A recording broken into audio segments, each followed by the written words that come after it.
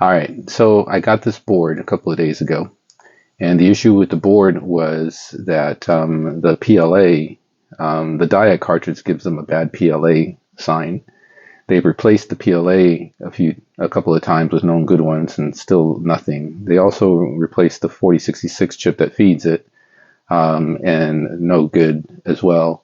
I told them they were going to start looking and replacing memory and start unsoldering things like crazy. I told them, just send me the board. I doubt it's RAM because your diag cartridge is going. I'm not going to bother. The purists always hate when I do this, but I'm not going to bother checking voltages or anything like that. The diag cartridge works, so obviously the voltage works, or the voltages are fine. There's nuances where it might not be that way, but in this case, I really doubt that there's anything wrong with any of the mains here. So I'm going to take a look and see what we have first of all.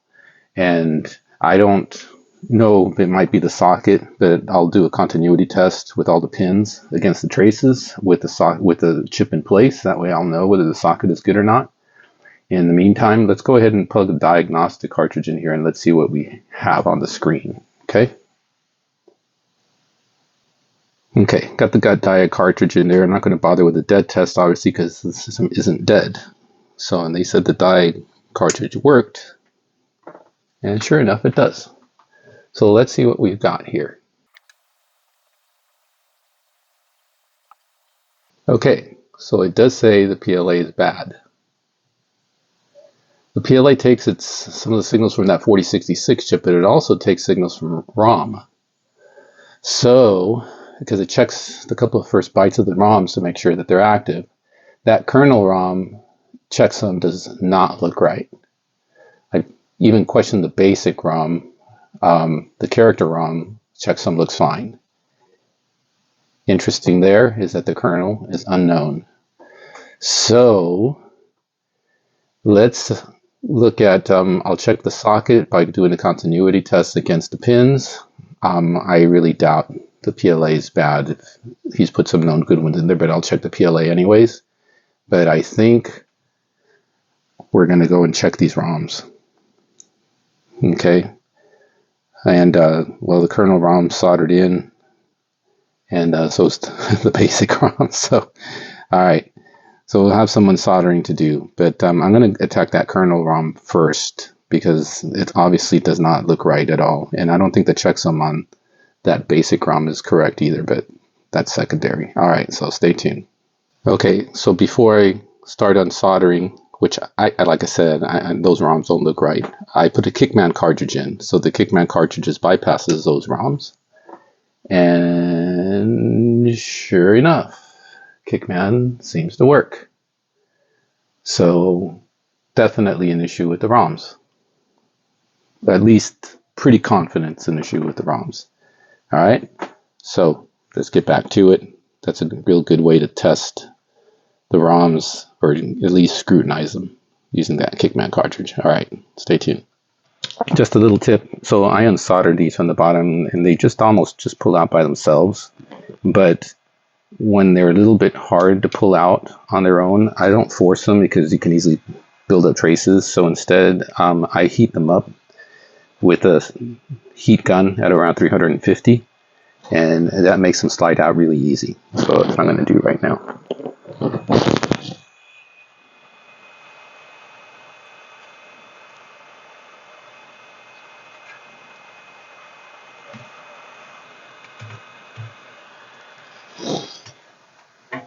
So the first thing we're going to do is the basic ROM here. We'll give that a quick test. Okay, B96010 is a checksum, but it's not showing me that that's the basic ROM.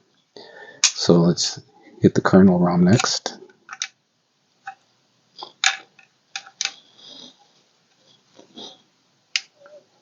Wow, there we go.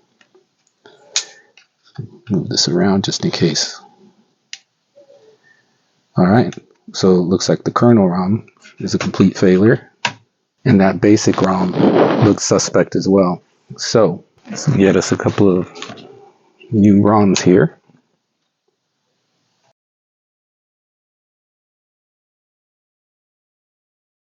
Okay, that basic ROM now looks good, and that's the checksum we should have, 043 D56. So that is a good ROM. So this basic ROM here, highly questionable. So we'll put that aside. The kernel we know is bad. Okay.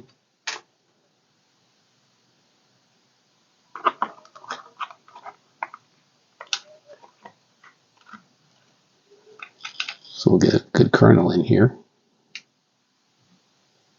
Okay. That's correct checksum right there. All right. Basic kernel. Let's I'll solder in the sockets here, and then we'll give it another whirl. All right. Stay tuned. Okay.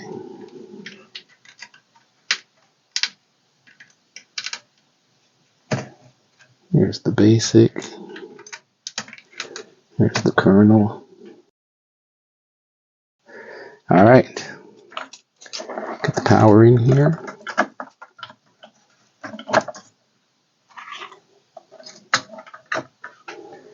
And let's see what we have now.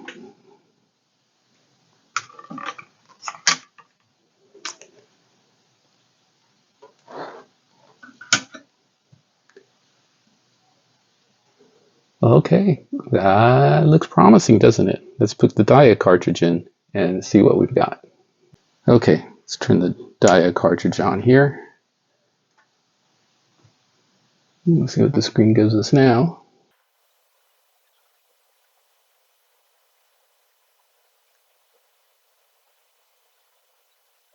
All right, there we go. Now, of course, the ports that are bad is because I don't have the full harness connected to this, but we can see that everything seems to work as it should now. No more bad PLA. So, wrapping this up, short video. Wasn't the PLA, wasn't the socket. It shows, the diag shows bad PLA, and when that happens, the diag cartridge looks at the first couple of bytes of each ROM to acknowledge that the ROMs are there and to get the checksums. So the fact that the checksums weren't correct, the kernel was unknown, those were huge hints. So the diag cartridge is your friend. All right. So I think that'll wrap this video up. And like I always say, you only live once. Enjoy life. Live for today. All right. Peace out.